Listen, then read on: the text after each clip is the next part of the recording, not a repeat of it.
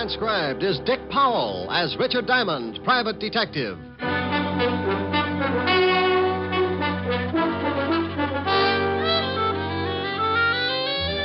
Hello there. This is Diamond. Hey, I got a beef. I went shopping for my girl Helen Asher the other day. You know, stuff for dinner. This town's gotten hotter than a blast furnace in Death Valley, so you got to pick out things that make for a cool meal. Like salads, cold cuts, beer, real picnic style. Well, I figured I could whip up a fancy tossed salad or something until I got around to the tomato counter. Have you glommed onto the price of tomatoes lately? Now, what's with that? So the cost of living is inflated. So a T-bone makes like it just arrived direct from the Sultan's classiest cow. Okay, a T-bone I can understand. But what's with a tomato? When it costs so much, it should be hanging from a charm bracelet instead of lying in a salad bowl. Who needs it? So I bowed from the waist and figured you could still do a lot of things with a plain head of lettuce. I got another beef, too. Why can't people start their killings in December when it's cool? Now, about a week ago, I got mixed up in a case, and before it was over, I took so many salt tablets, I am now the best seasoned private detective in New York. It started last Tuesday morning about 11 o'clock in an apartment on the Upper East Side. Ginny? Yeah, genius. No cracks. No cracks. We're both waiting for old Gibson to turn us into the cops, and you say no cracks. This whole rotten mess is your fault. Well, how did I know the old goat wouldn't fall for it? Well, he didn't, so we better start packing. What for? Because I don't want to play hostess to a lot of little men in blue. I'm allergic to handcuffs. Relax, will you? You won't find us. They can trace me from the other apartment. How? Gibson don't know your real name. Did you leave anything in the other place that will lead him here? No. Cleaned out everything except the clothes. I didn't have time to move them. Notice you got away with the mink. What do you want me to do? Leave it behind? No, we can hock it. Hock it? Yeah. You want to blow town? Takes cash. Cash I ain't got. You're telling me. Look, baby, if Gibson does go to the police, I'll have to hock the coat so we can blow this joint, see? All right. You go get rid of it, and I'll start throwing some things into the suitcase. Who's that? How would I know? Maybe it's the landlady. Oh, I forgot. They're painting this floor today. Yeah, I saw the painters in 206. They'll probably start on this room in a couple of hours. Okay. Duck that coat. I don't want the landlady to spot it. Yeah. Yeah, what? Gibson. So you really are married, huh? Who is it, Harv? Hello, Virginia. Mr. Gibson. Yes, I waited around in front of the other apartment and followed you here. I wanted to be sure to send the police to the right place. Look, Mr. Gibson, look. You look, whatever your real name is. I don't like being blackmailed or threatened. But please... No, Virginia, my mind's made up. In a way, I'm sorry for you, but you didn't think about me. I'm past 60, and I'm tired of being made a fool. Look, why don't you give her a break, Mr. Gibson? Now, I'm not asking for me. That's very noble of you. You should have thought about that a few hours ago when you accused me of making love to your wife. You're not really married. Why, There is no need of displaying your indignation. There'll be plenty of time for that when the police arrive. Harv? Yeah. Come in here. Only how dare you? Take your hands off me. Look, you ain't calling nobody. You gonna listen to me? You take your hands off me. What are you going to do, Harv? I'm gonna change his old goat's mind about calling the cops. You can't threaten me. No. Oh, you struck me. How'd you guess? Harv, take it easy. He's an old man. Your concern is misplaced, my dear. I can take care of myself. What? Why, you... Give me that can. I'll be glad to give it to you across your shoulders. Give me that. Harv, be careful. Hit me with a can, will you? No, young. I'll shut you up for good. Harvey! Harvey! You idiot. Huh? You big, stupid idiot. Look what you've done. All right, so what? I'll know better next time. Throw some water on him. Well, did you hear me? Throw some water on him.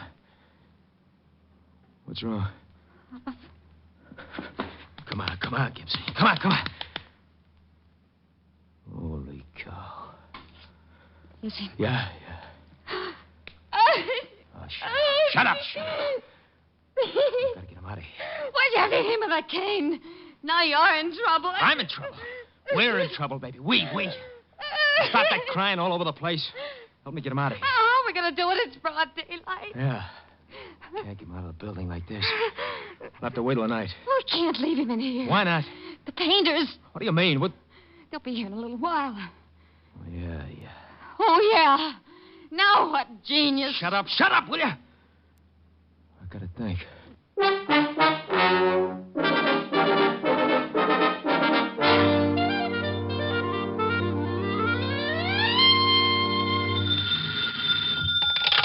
Diamond Detective Agency, murders financed while you wait. Oh, you idiot. Oh, is this Toodles Asher, the belle of Park Avenue? This is Helen Asher, the girl that goes steady with the Diamond Detective Agency. Sounds like a fine organization. Are they reliable? Very seldom. Oh. I'll tell you better as soon as I find out what I'm going to do tonight. You're going to give your butler the evening off, and the Diamond Detective Agency is going to march through your front door, single file, and show you a shortcut to spend the bottle. What time does all this begin? How long will it take you to pucker? About 2 seconds. Well, I won't get there until 8. Don't hold it, or you'll end up looking like a Ubangi. You're terrible. Yeah, but I'm pretty. So's a baboon. Oh, what you said. You won't be late, will you, Rick? I don't know. After that last crack, I think I'd better start going steady with King Kong. Rick. No, I'm mad. Ricky, I love you. Only because I can hang by my tail and my fangs have that toothpaste smile. I think you're the most wonderful man in the world. Well? I think you're the handsomest, the strongest, the smartest. Well, all right. Now tell me something I don't already know. Rick. Bye, baby. See you at 8. Bye. A, I'm adorable. B, I'm so beautiful. C, I'm... Now, look, honey, I can't make it till 8 o'clock. I got a fan dancer who's a client. She wants to go out and trap an ostrich this afternoon. Is this the Diamond Detective Agency? Huh? Oh, yeah. Is this Mr. Diamond? Yeah, what's the matter? You sound like you're standing on a body. Oh, Mr. Diamond, please, you've got to help me. I just don't know what to do. Now, take it easy. Who is this? What's wrong? I thought it moved. What moved? The man sitting in my chair. Well, that happens now and then. Why shouldn't he? Oh, well, because he's dead. What? Yes. I came home this afternoon from girls' camp, and when I unlocked my door and went in, I found this, corpse sitting on my Hepplewhite. On your what? Hepplewhite? I don't know how he could have gotten there. Hepplewhite? No, the dead man. What about Hepplewhite? Who? The guy this corpse was sitting on. Oh, no. That's a chair. Hepplewhite's an old antique chair. Oh. Now I'm so confused. Well, move over, honey. Now, take it easy and give me one thing at a time. Who's the dead guy? Well, I don't know. I never saw him before in my life. Okay, now why haven't you called the police? Well, I thought about that, but I'm a school teacher, Mr. Diamond, and I was afraid of the scandal. I read a lot of detective stories, and the first thing that came to my mind was calling a private eye. Private eye. Mm-hmm. You had the biggest ad in the phone book, so naturally... Naturally. Well, give me your name and address, and I'll be right over. Esther Blodget, 419 East 79th Street, apartment 108. Okay, Esther. Now, don't let anyone in and don't touch anything. Oh, I know that, silly. After the initial shock wore off, I found myself in complete control. What's the matter? I'm so nervous. I just lit a cigarette. It tasted so good, I offered one to the dead man. Well, if he takes it, remember how you did it. I'll be right over. Hepplewhite. Oh, is Walt going to have fun with this? Homicide, Sergeant Otis. Hello, Otis. Let me talk to the lieutenant. Diamond? No, this is Black Beauty. I just did a mile in 1:12, and I want to report that I've been doped. Very funny. I thought so. I didn't win the race, but I was the happiest horse on the track. Now, put the lieutenant on the phone. Lieutenant Levinson. Diamond, Walt. I don't want any. You take your killings to another precinct. Oh, now don't be a sorehead. Giving you business is just my way of showing my friendship. Can't we just be buddies at a distance? I'm getting tired of chasing corpses. Well, grit your teeth and get over to 419 East 79th Street, apartment 108. Homicide? Yeah. A dame named Esther Blodget reported it. She lives there. Who's dead? Well, I don't know. Yeah. A guy named Hepplewhite. Hepplewhite? You ask Esther about it. She'll put you straight. Are you coming over? Yeah. Bye.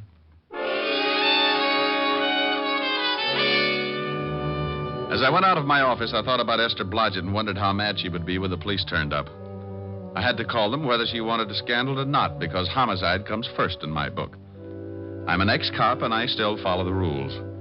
It's not a conscience. I just like staying in business, so when someone turns up with a killing, I always let Lieutenant Walt Levinson know about it.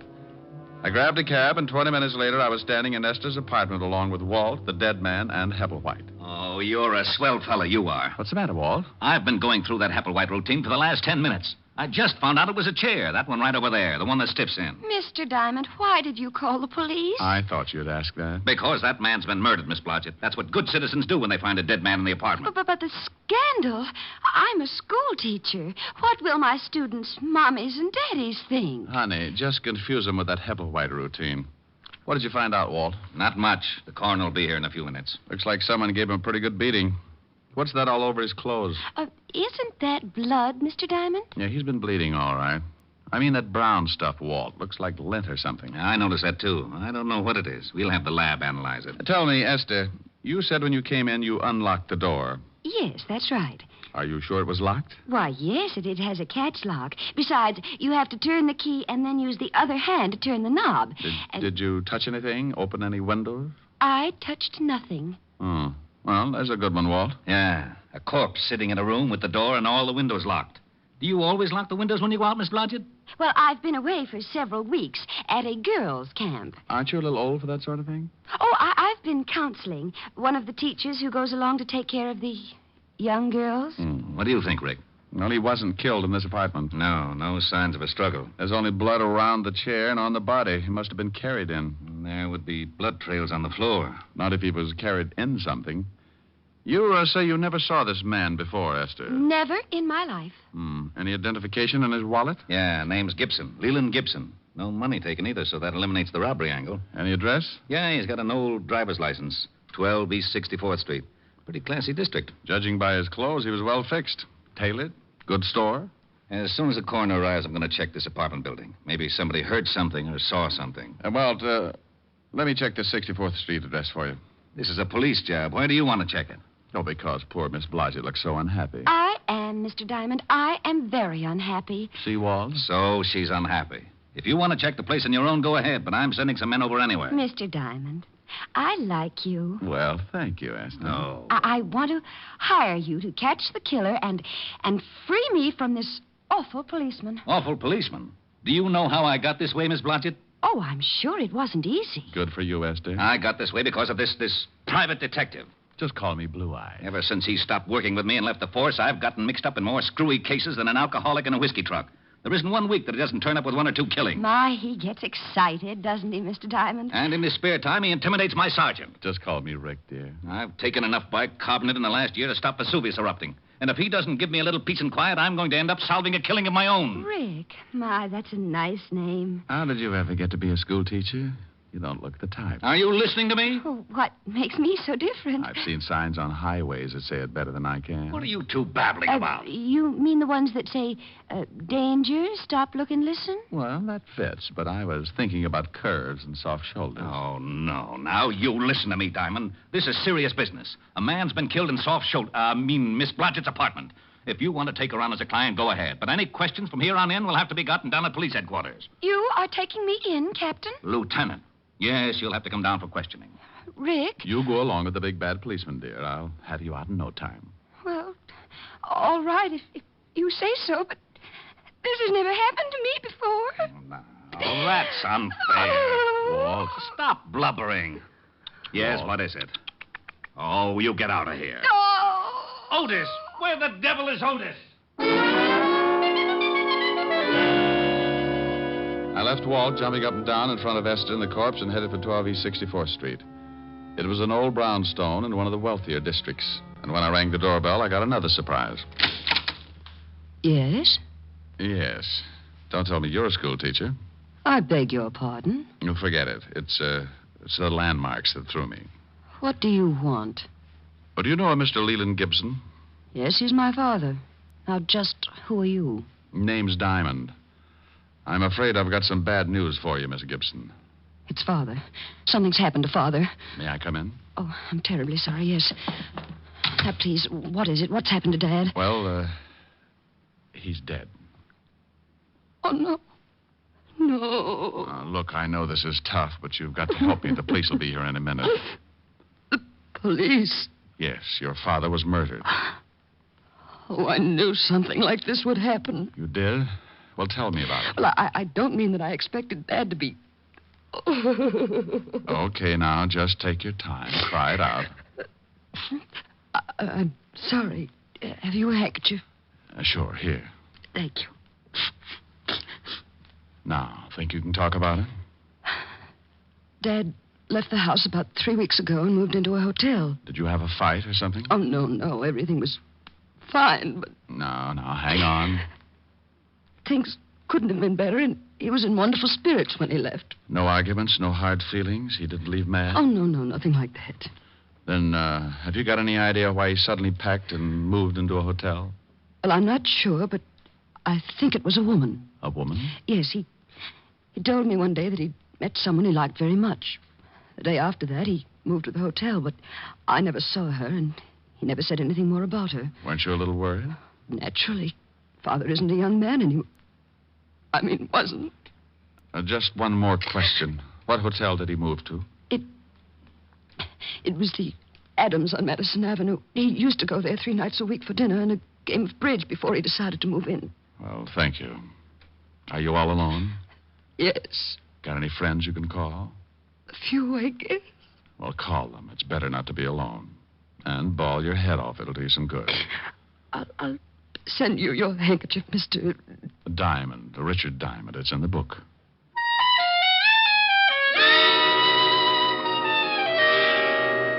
For some reason, I've got a talent for leaving people emotionally disturbed.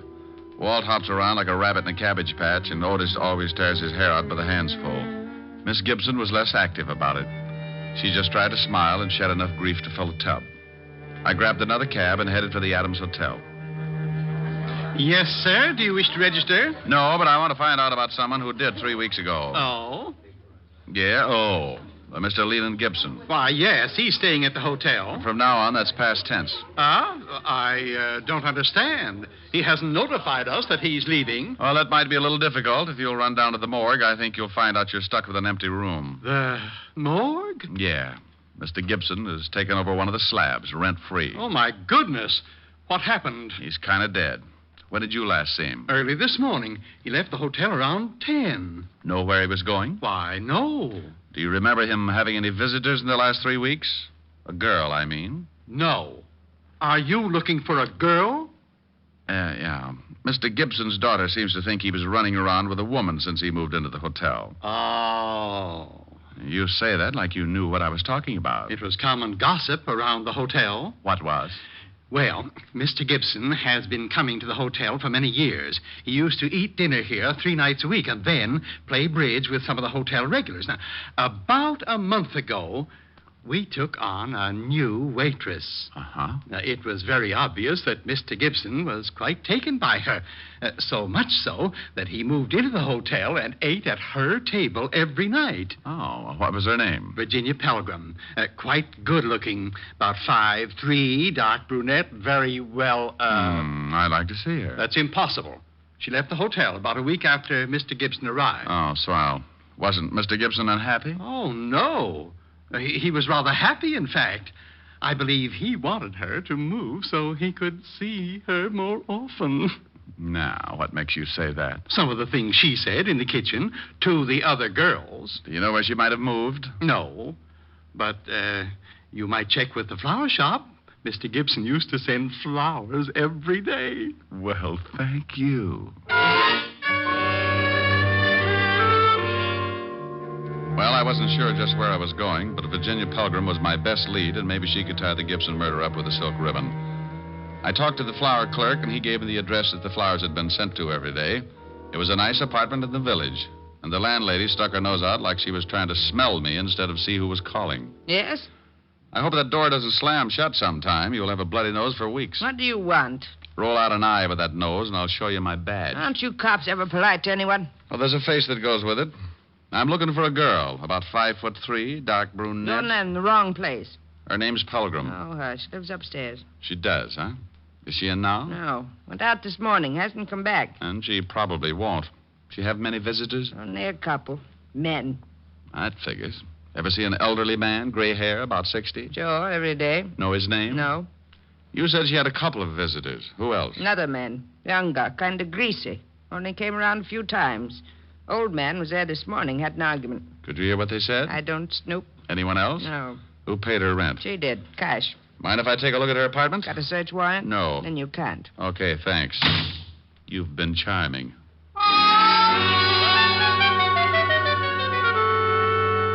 I left the old bat and headed back to the schoolteacher's apartment. If I was right, I'd seen setups like this before. But there was still the problem of finding out how Gibson was killed and how he got into a locked room. When I pulled up, I saw the wagon, complete with corpse and coroner, pulling away for the morgue. And when I went in and knocked on the door, I was certain that they'd forgotten one of the bodies. Oh, it's you, Shamus. Why, Otis. They're leaving without you. Who is? The hearse. Shouldn't you be lying down or something? Now you stop that, Rick, and get in here.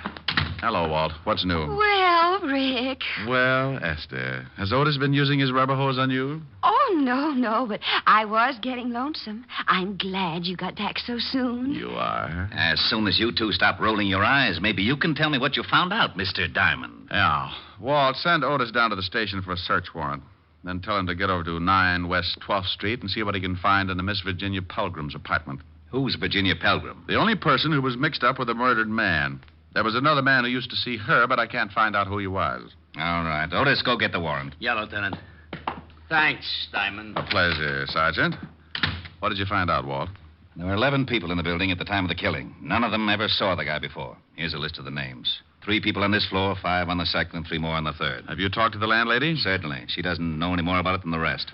What about that funny brown lint on the dead man's clothes? We're checking on that right now. The lab said they'd call me. Did the landlady say she had a key to this apartment? Sure, but she hasn't used it but once since Miss Blodget was away at girls' camp. When did she use it? 3 days ago, when she had let the painters in.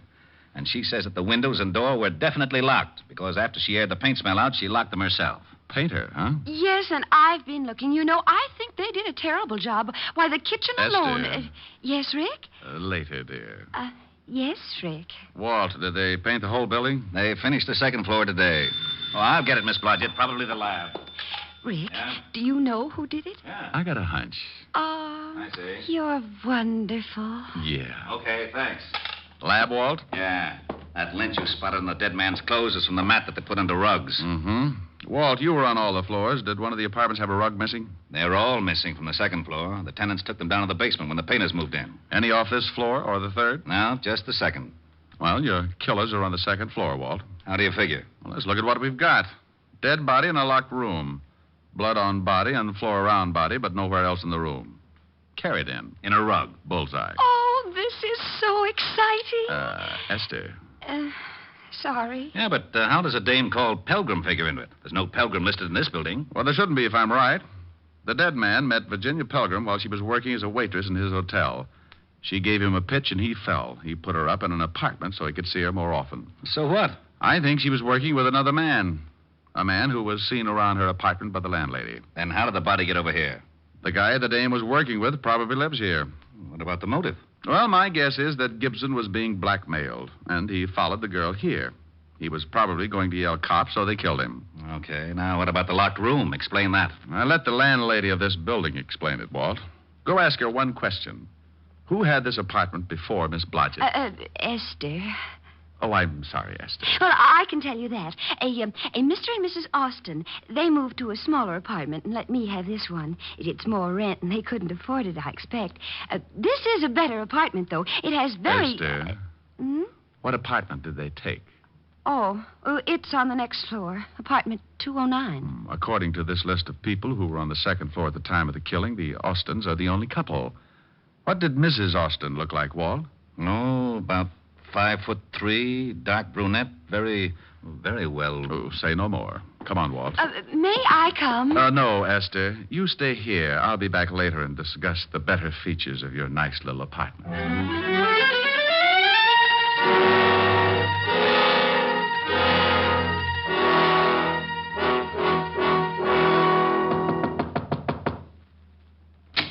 Yeah? I want to talk to you again, Mr. Austin. Why? Told you everything I know. Where's your wife? In the back. We're coming in. Okay, you don't have to shove. Who is it, Ha? Them cops again. Well, hello, Virginia. Do I know you? Where's your rug, Mr. Austin? What?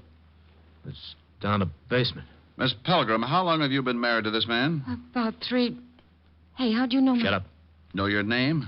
You might as well tell the lieutenant everything. Why did you lie about knowing Mr. Gibson? I didn't. I never saw him before in my life. I didn't tell you the dead man's name was Gibson. How'd you know that? Don't answer that. Oh, shut up. You and your husband killed Mr. Gibson and carted him downstairs in a rug. Why'd we do that? Because the painters were on their way to paint your apartment. You had to get him out without being seen. You dumped him in Miss Blodget's apartment because you knew she was out of town. And you used to live there, so you still had a key. Harvey. You shut up. We've got enough to hold both of you on. The rug will have bloodstains on it. Oh. Get out of my way. Get out, Walt. Why, Walt, you're so rough. Yeah. I didn't kill him. Harvey did. I didn't kill him. Okay. You can tell me all about it down at the station. Hey, where are you going? Well, it's 6:30. I got a date. What about Miss Blodget? She's going to get lonesome again. Ah, she was born that way. I've got to see a girl who's going to hold a pretty interesting class of her own. Bye.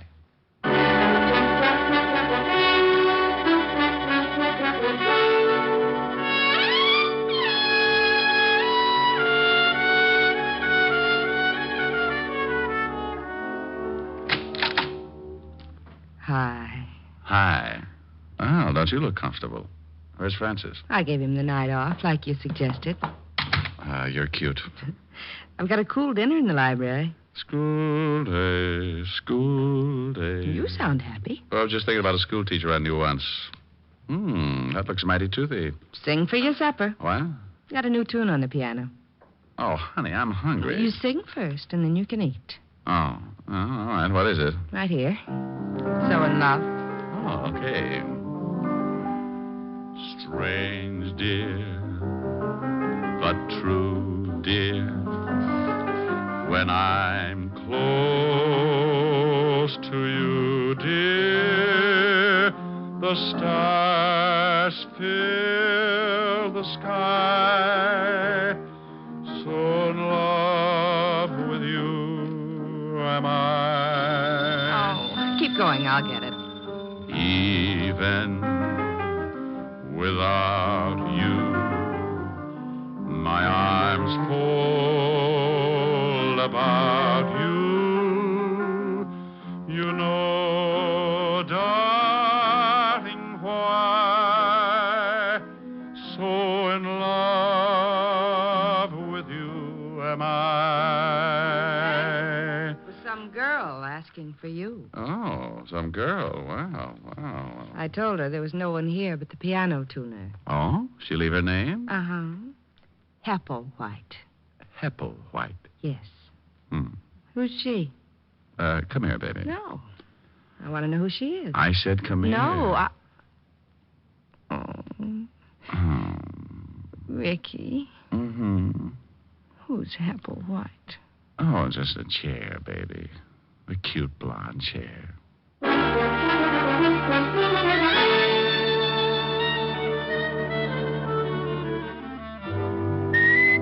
You have just heard Richard Diamond, Private Detective, starring Dick Powell, transcribed. Helen was played by Virginia Gregg, Lieutenant Levinson by Ed Begley. Also in our cast were Wilms Herbert, Georgia Ellis, Tony Barrett, Joan Banks, and Norman Field. Music was under the direction of Frank Worth.